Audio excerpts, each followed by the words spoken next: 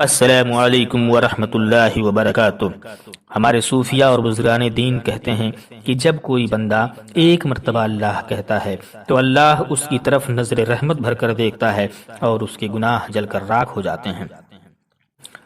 اس کے ذکر کی آداب اور اس کے ذکر کی چاشنی سے اپنے دلوں کو آباد کیجیے۔ آج خوف خدا سے ایک آنسو جس سے پوری آنکھ نہیں بلکہ بالوں کی جڑوں میں سے صرف ایک جڑ بھیگ گئی تو کل قیامت کے دن وہ بال رب کی بارگاہ میں کھڑا ہو جائے گا کہ مالک مجھے نکال لے یا اسے جنت عطا کر دے۔ اللہ اکبر۔ گناہگار کی آنکھ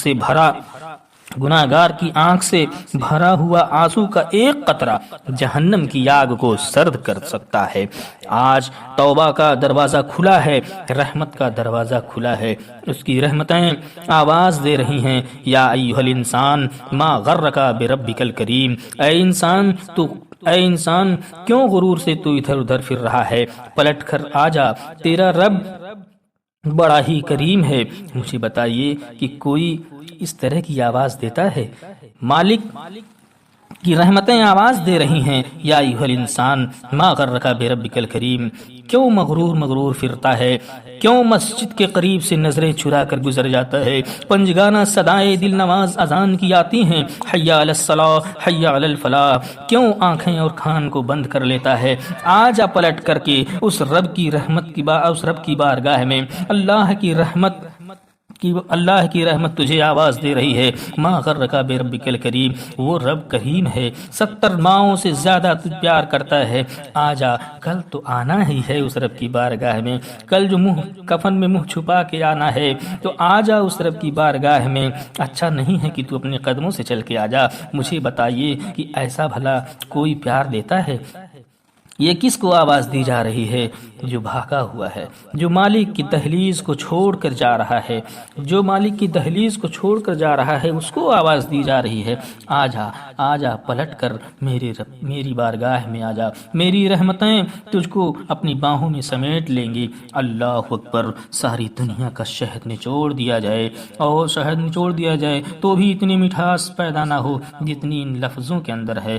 آئیے ذرا دیکھتے ہیں ان لفظوں کا جمال دیکھیے۔ ما غرک بربک الکریم۔ وہ بھاگنے والے، آجا، تجھ کو کسی غیر کے پاس نہیں آنا ہے، اس کے پاس آنا ہے جس کے پاس تمہیں جانا ہے، وہ تیرا رب لگتا ہے۔ اور پھر کہتا ہے کہ الکریم، اور وہ رب بھی کریم۔ اور پھر آگے ارشاد فرمایا الذی خلقک، وہ رب جس نے تجھے پیدا کیا ہے۔ دیکھ تیرا رشتہ کتنا پیارا ہے، وہ رشتے میں تیرا خالق لگتا ہے۔ ماں بچے سے کتنا پیار کرتی ہے، اللہ اکبر۔ اس کے پیار کو کسی ترازو پر تولا جا سکتا ہے؟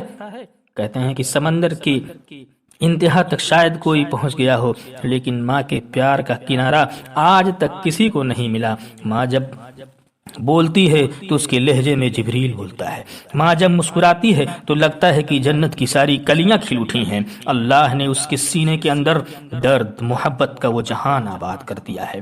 ماں تو ماں ہی ہوتی ہے۔ ایک شاعر نے ماں کے پیار کا کیا ہی بہترین نقشہ کھینچا ہے کہ مدت ہوئی میری ماں نہیں